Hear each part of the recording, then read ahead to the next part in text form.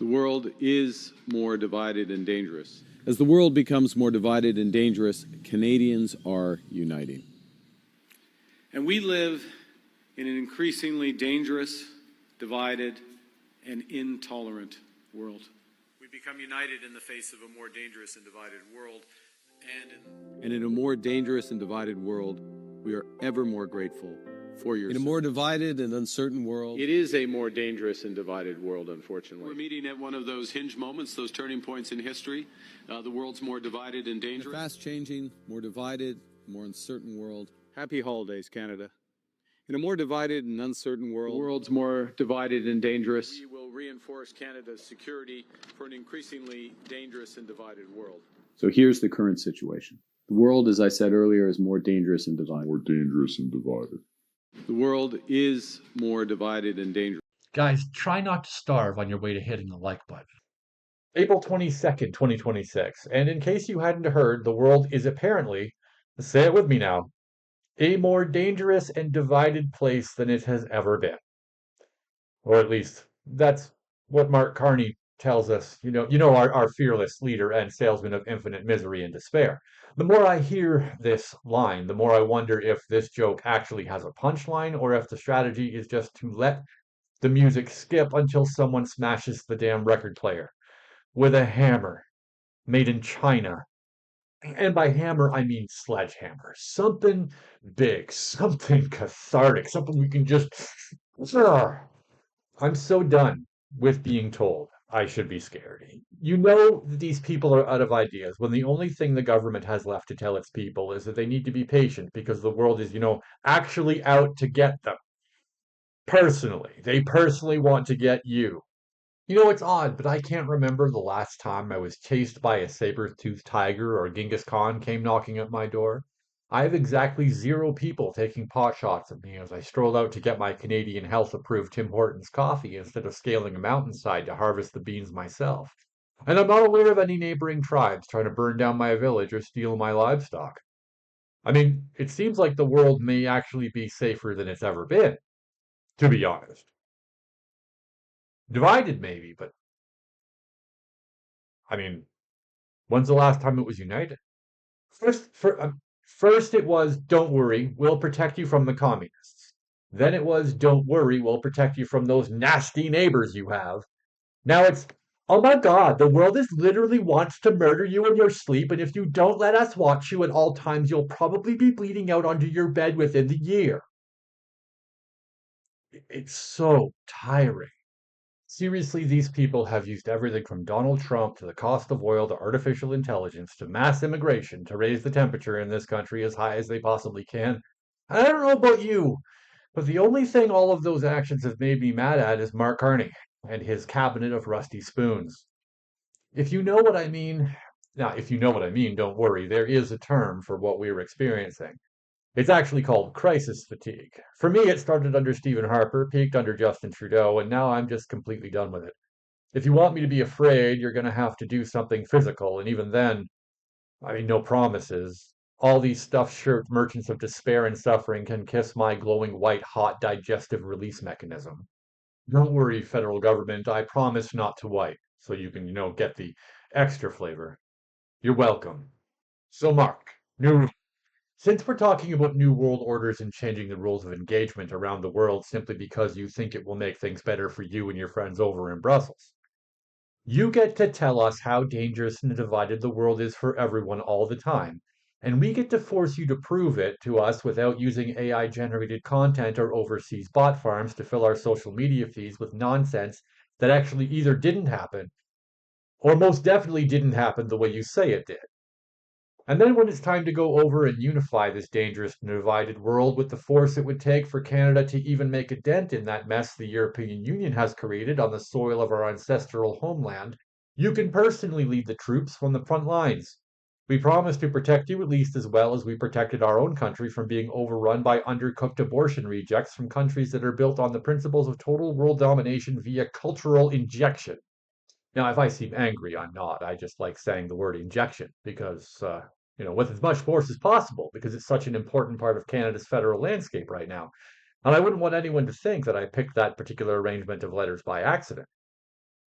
with See, I would have expected a fresh face with the undoubtedly impressive resume Mark Carney has to bring us a fresh perspective with new motivations and a hearty concern for the country he claims to share a kinship with. But no, it appears he's just another empty suit with a head full of ideas that no one should ever consider implementing unless they enjoy things like eating crickets and self-flagellation forever. I wouldn't stoop so low as to use such popularly overused terms such as globalist and technocrat to describe Mark Carney. I'm pretty sure everyone is getting a little tired of hearing that being in touch with the global markets or having technocratic tendencies is inherently a bad thing, because it's not. None of those are traits that make someone inherently evil just by existing. What I will call Mark Carney is actually what he wants to be called: a prophet. The great and powerful deifier of self and the professional excuse maker promised to us 6,000 years ago with a message older than the Sumerian Empire itself. Yes, Mark, we know that the planet is dying, the oil is dirty, the cars are ugly, the ozone layer is cracking, the food is getting scarce, the children are not okay, and the world is a terrifying place. We know, we live here too. We know the trees are flammable, the people are old, and the guns are dangerous, the crime is getting worse, the planes are crashing, and that the internet is a horrible threat to the impressionable minds of our Canadian youth. But in all fairness, it's probably not worse than our universities are. You and your kind have pounded that into our heads since grade school. You wore us out. It no longer matters. The message is old and rancid and smells worse than the south end of a skunk swimming in a swamp full of dead alligators.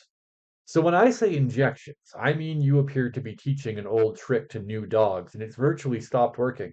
Yes, the elderly among us can still hear the ramblings of the activist teachers from bygone eras hammering the virtues of hair dye and nose rings into their mostly empty noggins. But those of us who never had the pleasure of being waterboarded with their responsibility to sacrifice their own lives for the sake of the ivory tower see exactly the same pattern you used on our parents. Panic and fear don't carry the punch they used to. It's not that people are calmer, they just have better things to worry about than the existential threats you keep selling us that never completely come to pass. The expiry date for planet Earth was set, you know, 10 years from now since 1955. Extending the timeline again is probably not an option for you.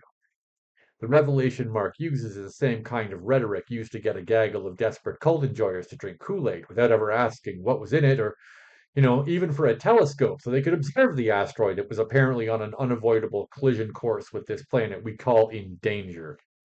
So, yes, Mark brings us what is ultimately the self-fulfilling prophecy of death and destruction we will no doubt suffer within the next 365 days, give or take 1,000 years, and quite frankly, at this point, most of us welcome it, not through fire and flame or the return of some almighty avenging angel sent from on high to punish mankind for its sins against the non-binary, but because holy shit, we're sick of being told we're morally deficient simply for not being terrified of the consequences of plastic straws. And that's mostly because most of us reach for the telescope instead of the Kool-Aid, and it's pretty obvious the only thing holding Mark Carney back from making this country into the global self-sustaining superpower it could be is the very power Mark Carney holds in his hands. To be fair, it's probably been that way a long time, but regular people have a window into the back room of government and globalist policy now, and we're not sure we can afford to pretend we like what we see anymore.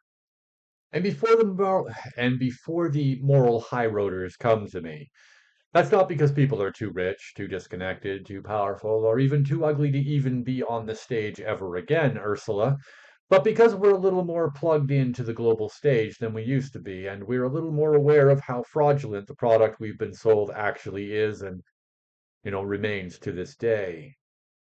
While I'm sure Mark Carney and the painfully bloated European Union are unconcerned with what's best for this country, most of its citizens and even many of its existing politicians still are.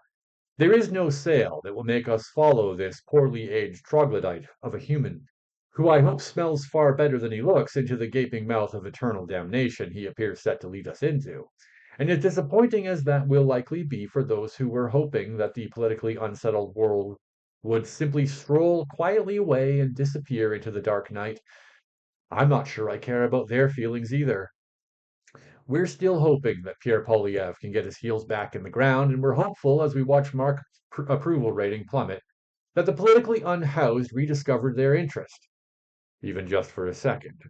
Because the kids sure have, and I'm happy to see it. In a country that convinced itself politics was an old man's game, the youth are starting to make themselves known. And that has to have Mr. Carney more than a little bit concerned. Kids don't like to be gaslit. They have more, and they have more than enough information at their fingertips to understand that in Canada, crisis is just Canadian slang for incredibly stupid. It's in the dictionary. Look it up.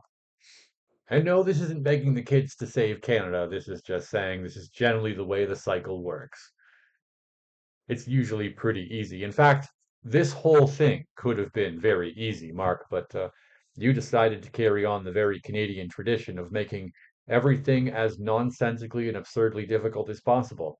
A tradition, the one tradition that we need to eliminate from Canada is the one you decided to preserve, which is which is ironic and disappointing considering how easy your campaign slogan was. Elbows up. Well, I mean, that works both ways. Right, Mark?